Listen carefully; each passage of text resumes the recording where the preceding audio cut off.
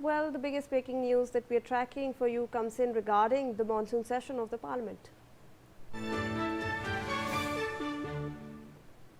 A big update on the Vande Mataram bill is coming our way. Sources are telling us that the bill will be introduced in the Rajya Sabha first, and the bill in question is the Prevention of Insults to National Honour Amendment Bill, which seeks to make any insult or obstruction to the singing of the national song Vande Mataram a punishable offence. It comes ahead of the monsoon session of the Parliament, which is all set to begin on July 20th. Joining us live on the broadcast is my colleague Sanjay Sharma with more information on this. Sanjay, if you can tell us the details of this entire bill, क्योंकि हमारे sources कह रहे हैं कि ये जो bill है सबसे पहले राज्यसभा में इंट्रोड्यूस किया जाएगा.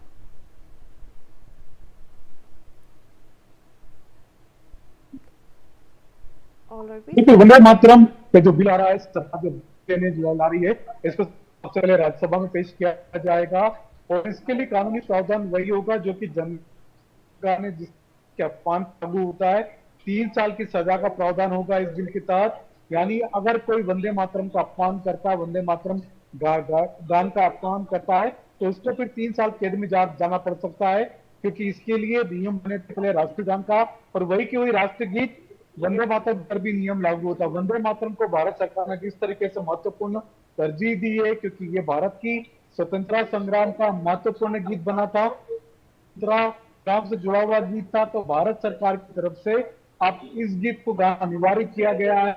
अगर इसका कोई भी व्यक्ति, कोई भी शख्स अपमान करता है तो इसको फिर 3 साल की सजा का इसके तहत कानून बनाया जा रहा है, जिसको 3 साल जेल में जाना पड़ेगा. और इस बिल को सबसे पहले राज्यसभा में इंट्रोड्यूस किया जाएगा. केंद्रीय गृह मंत्री या केंद्रीय गृह राज्य मंत्री इस बिल को वहां पर इंट्रोड्यूस कर सकते हैं, पेश कर सकते हैं. उसके बाद में जब बिल पारित हो जाएगा तब फिर ये कानून बन जाएगा. कोई भी व्यक्ति वंदे मातरम का अपमान नहीं कर पाएगा. जिस तरह से अभी भी कहा जाता है कि कुछ एक धर्म के लोगों का ये कहना है कि वंदे मातरम वो नहीं गा सकते, ऐसा नहीं हो सकता, क्योंकि भारत का राष्ट्रगीत या राष्ट्रगान किसी भी धर्म को देख करके नहीं बनाया गया देश में. तो ये भारत का राष्ट्रगीत, राष्ट्रगान है और इसको गाना सबके लिए अनिवार्य होगा. इसका अपमान कतई बर्दाश्त नहीं किया जाएगा.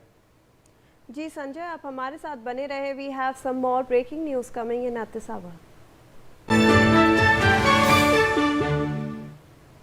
Well, the NDA Parliamentary Party meeting will be held on July 21st, a day after the monsoon session of the Parliament begins. The meeting has been named as Mangal Milan.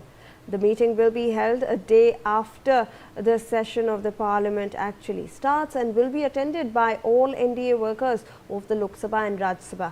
It comes amid a packed legislative agenda for the session, with key issues expected to include the NEET UG paper leak row and the 130th Constitution Amendment Bill.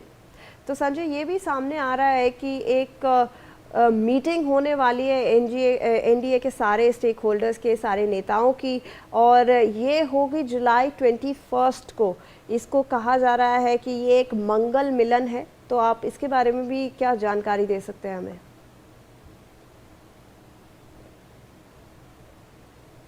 Party की बेटी अभी meeting अभी तक हमेशा हर मंगलवार को होती है. जब भी पार्लियामेंट सेशन, जब फंक्शन होती है, तब हर ट्यूसडे को बीजेपी की पार्लियामेंट्री पार्टी की मीटिंग होती है.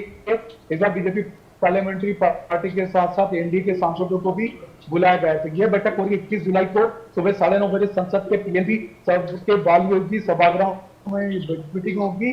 और इसमें बीजेपी के साथ साथ सभी एनडीए सांसदों को भी बुलाया गया है. क्योंकि ये बैठक मंगलवार को होती है हर बार, इसलिए इस बैठक का नाम मंगल मिलन किया गया है.